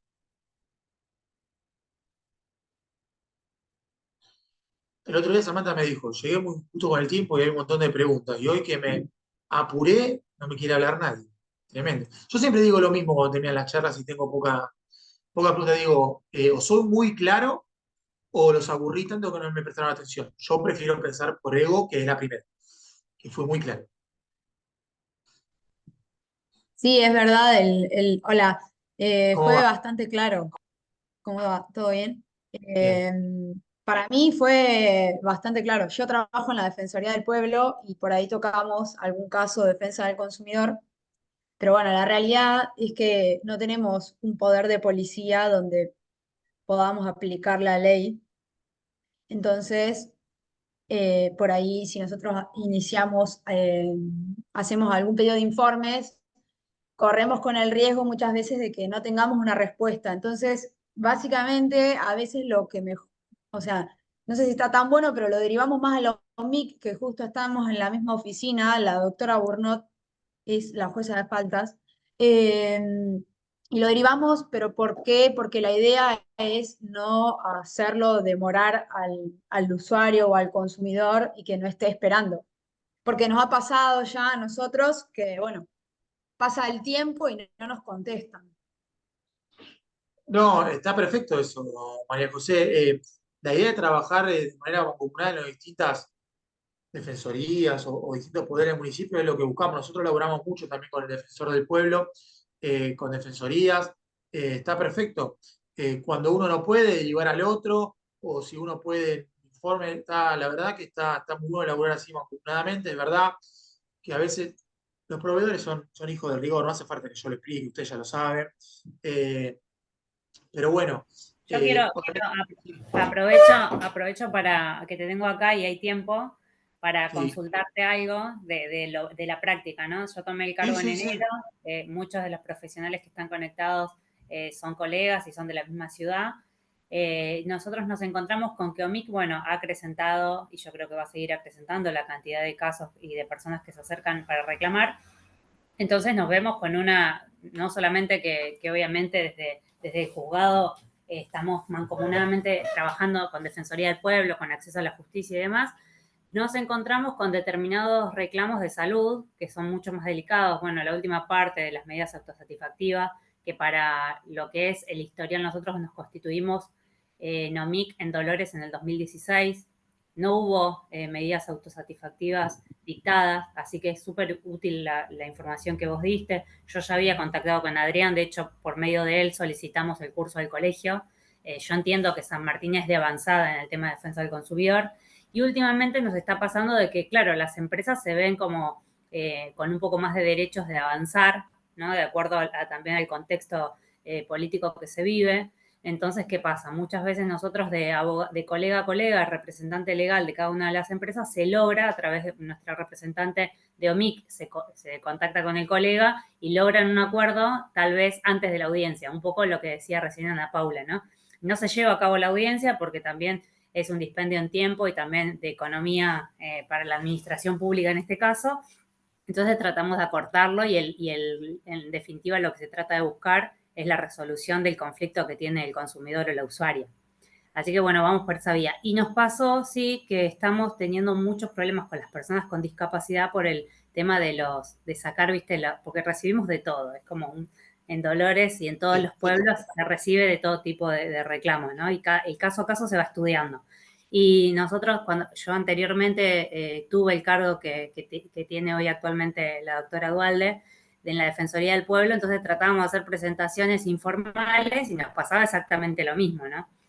En cuanto a competencias, las empresas de viajes que le tienen que proveer a las personas con discapacidad, nada, sus pasajes para trasladarse con un acompañante, generalmente presentando el certificado único de discapacidad, no se lo reconocen. Bueno, tratamos de contactarnos con la empresa se presentó a la audiencia, pero niega cualquier tipo de reconocimiento, y bueno, y ahí estamos luchando con ese tema viste, que le faciliten, aún habiendo una ley que lo establece, que es la ley nacional y provincial, que también el acceso, viste, a poder trasladarse con el certificado, con la sola presentación del certificado único. Pero bueno, dicen que a partir yo eso lo estoy estudiando ahora, el caso a caso, porque yo le decía a Marabela Rosas, es la titular de OMIC, le decía, bueno, ¿cómo hacemos para asegurarle a esa persona que pueda sacar su pasaje con su acompañante? Pensemos que es una persona hipervulnerable, ¿no? Y no obvio. tiene, que vive en el medio del campo, que no tiene acceso a una conectividad para 48 horas antes del viaje poder reservar. Bueno, en esto acceso a la justicia nos prestó, como podría haber sido la Defensoría del Pueblo, se comunica con la persona, le dice que le va a sacar 48 horas, pero vos te estás haciendo el documento personal de la persona, ya sea del certificado único como del DNI, para sacar, o sea, ya empezás a entrar en el afán de querer colaborar, en inmiscuirte en una tarea que es un poco sensible también por la documental que Bien. manejas, ¿no?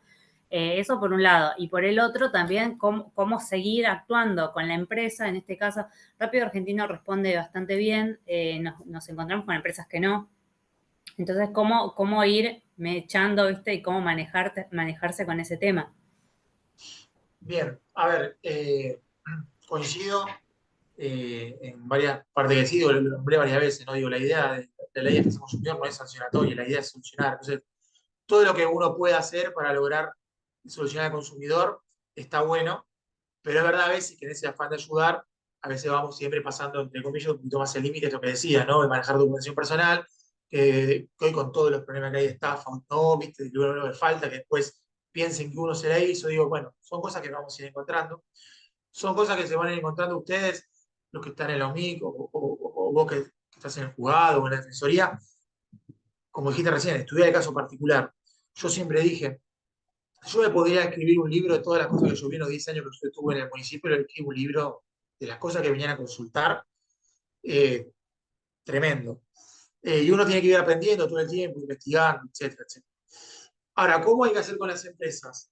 Mirá, nosotros con Adrián y con Samantha teníamos un buen equipo porque los tres teníamos diferentes visiones. Yo siempre fui el más legalista y más duro, en el sentido de que para mí la única forma en la que tienen las empresas es con el bolsillo. Eh, yo siempre fui de la misma idea y digo, y algunos resultados que fuimos viendo ahí en la oficina, vi que tenía razón para mí, ¿no? Porque digo, desde que empezamos a emplear las sanciones, empezaron a subir los números de acuerdo y empezaron a aparecer los representantes que querían hablar con nosotros y empezaron a venir gerentes de las empresas a ver cómo podían hacer para evitar las sanciones. Y recuerdo a representante de Telecom en la oficina diciendo que ellos tenían el mayor presupuesto aplicado en San Martín para el plan de contingencia, para tratar de evitar las sanciones. Una vez vinieron enojados porque habíamos aplicado una sanción de 600.000 pesos y nos decían, ¿cómo le explico yo al gerente de Telecom que acá yo tengo el mayor presupuesto puesto de contingencia y he aplicado una sanción de 600.000 pesos? Y yo le contesté, porque si no fuera así, la sanción hubiera sido de 3 millones. Yo siempre entendí que esa era la manera. Obviamente que Adrián tiene otra, que es la de charlar con todo el mundo, hablar con todos los representantes. Y yo creo que la realidad de esas dos es lo que vas a lograr los mayores frutos. Hay que charlar con las empresas, como hacen ustedes, pero también hay que aplicar sanciones. Porque si no pasa lo que en su momento me acuerdo, una de las primeras reuniones de COFEDE que hubo, que habló Mauricio Bianchi, que en su momento era el subsecretario de Defensa Consumidor de Tigre, y él decía, después viene la empresa, lo imputás y lo amenazás, te voy a multar, y al principio la empresa, como vos sos nuevo y no sabe que lo vas a hacer, te cumple, te soluciona, pero empieza a tirar de la piola, Y cuando vos ves que lo único que hacías era amenazarlo, se empiezas a dar cuenta que esa amenaza era una pistola de agua. Y cuando ve que atrás no viene el garrote, la sanción, deja de cumplir. Entonces te empiezan a bajar todos los números. Entonces, yo creo que la mezcla tiene que ser los dos. Obvio, las empresas no son enemigos. Uno como juez, como directora de OMIC, como representante, como defensora, o yo como árbitro institucional de elecciones del consumidor, no me puedo poner a las empresas como enemigas. Yo me tengo que llevar bien con los representantes, pero porque tengo que lograrle solucionar el problema al consumidor y la empresa tiene que saber que si no le soluciona el problema al consumidor, atrás va a haber una sanción. Si no, otra no queda. Te hago una Sí, consulta.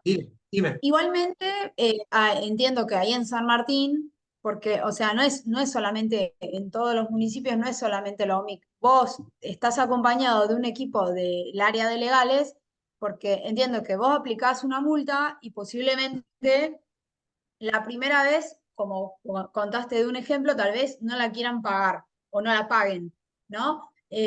O sea, el equipo de legales o el área de legales del municipio tiene que acompañarte para poder ejecutar esa multa o no. Porque, o sea, si no sirve de nada que apliques 10 multas, 20 multas, si nadie las va a ejecutar. Totalmente. Creo que lo dije y algunos tenían en ventana cuando dije, y obviamente necesita apoyo político, y algunos se rieron o Claro. sintieron. Sí, obvio. Imagínate que cuando nosotros, antes de aplicar la primera multa en el año 2013, creo que fue, no solo nos juntamos con intendente, nos juntamos con legal y técnica, sino que nos juntamos hasta con los jueces de contencioso administrativos, que eran los que iban a recibir las apelaciones para avisarles. Porque imagínate que el juez lo que menos quería era más trabajo. Pero nosotros fuimos, le explicamos cómo era el procedimiento, qué iba a pasar, qué no iba a pasar, que nosotros íbamos a cumplir con todo, que íbamos a tratar de llegarle lo menos.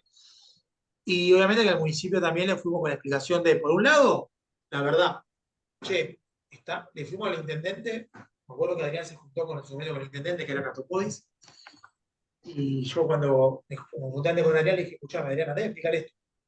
Andá y mostrale que si él no empieza a sancionar, está incumpliendo con los deberes de funcionarios públicos. Y se puede comer una denuncia por eso. Entonces ahí el intendente dijo, ¿cómo de funcionario público? Bueno, dale, arranquemos, no sé qué. y obviamente baja la orden. Che, vamos a empezar. Entonces ahí todo el municipio se involucra. Y sí, obviamente, si no vuelvo a repetir, caemos en lo de que ¿para qué me sirve a mí sacar una sanción si es solo para colgarlo? No. Tiene que estar todo el municipio involucrado para ejecutar la multa o inclusive para discutir esa posible apelación y después también tiene que haber inclusive un- una parte judicial que esté avisada de lo que va a llegar, no de que te diga que te va a aprobar toda la multa, porque eso no se sabe, pero por lo menos que no le caigan 200 apelaciones de una y que en vez de ya estar preparado a lo que venía, que se predisponga mal, porque realmente después de fallo va a salir en contra, y no es la idea. Claro, lógico.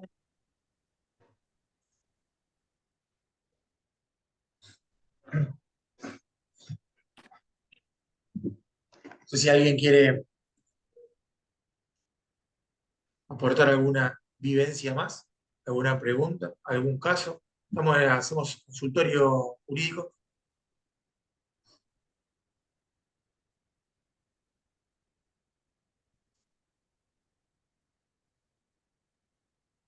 Yo vuelvo a hablar. Tengo un Sí, sí, caso dale. personal de mi mamá, pero estoy a la espera.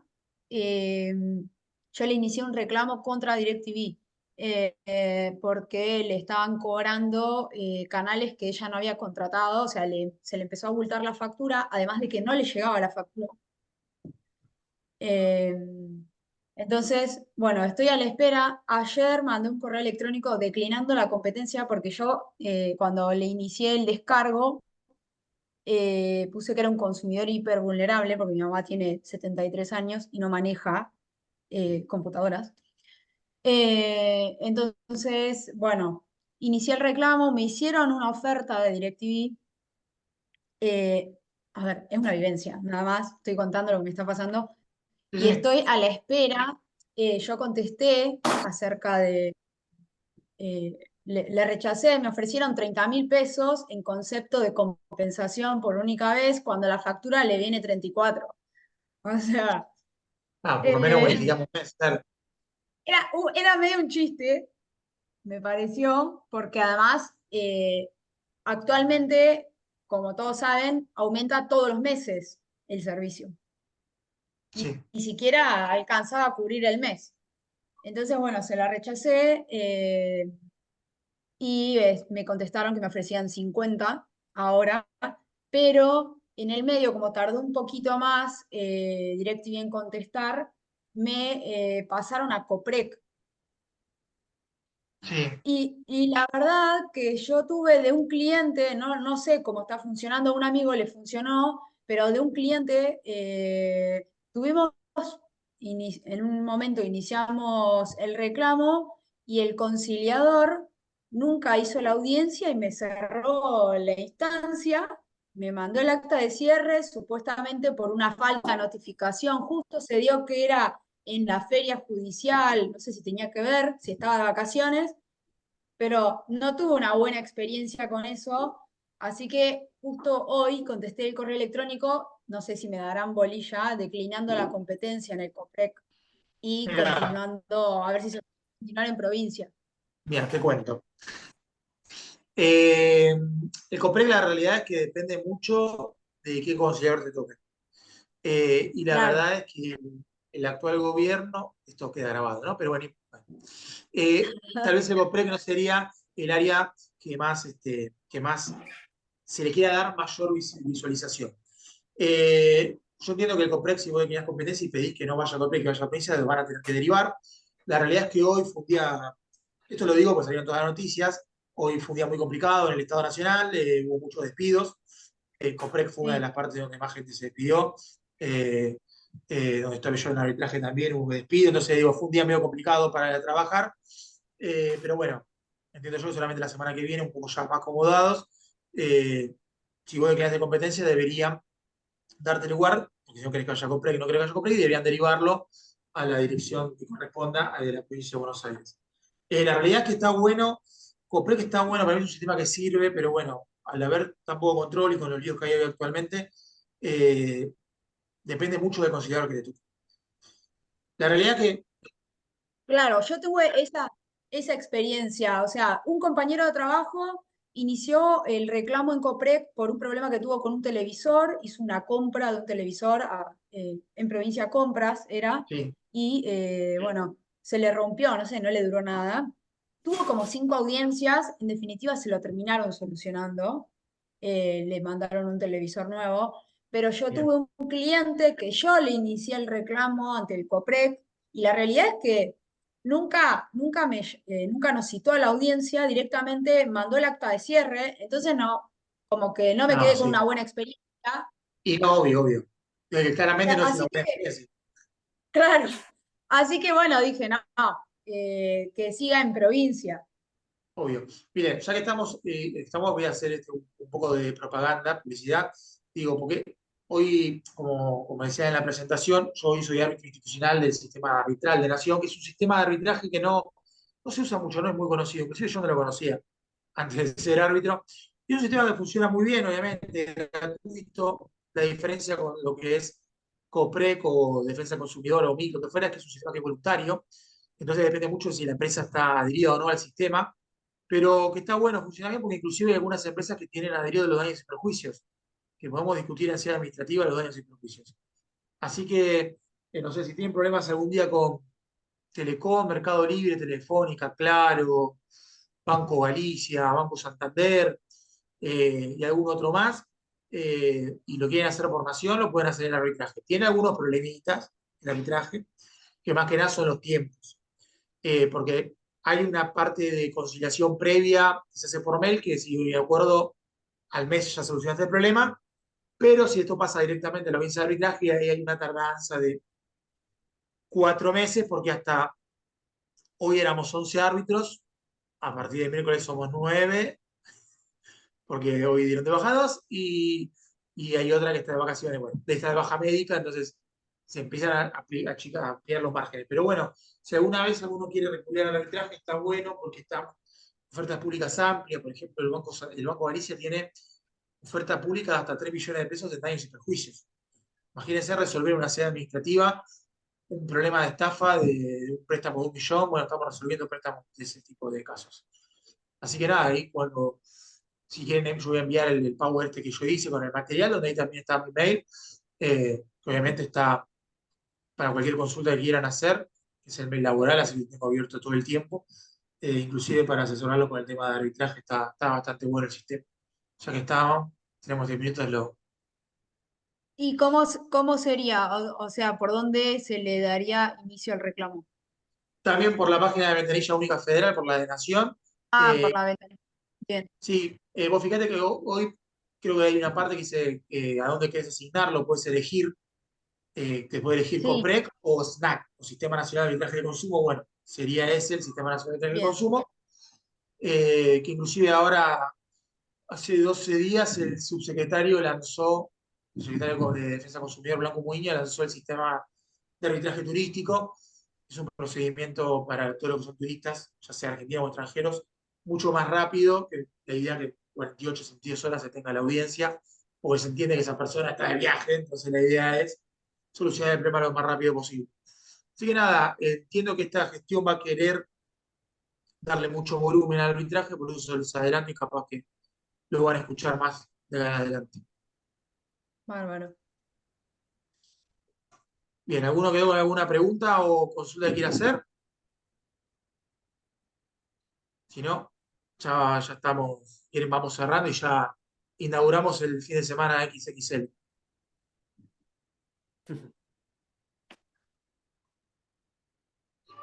Bueno, entonces si no hay más, nada, les agradezco de vuelta al colegio a todos ustedes por haber estado acá. Eh, Nada, qué sé yo, me gusta el tema, soy un enfermo de lo que es defensa del consumidor, y me encanta poder transmitir lo poco que sé. Así que muchas gracias por escucharme. Así que nada, felices Pascuas, todos que descansen. Gracias, Gracias. igualmente. Hasta luego. Igualmente. Chao, chao. Chao.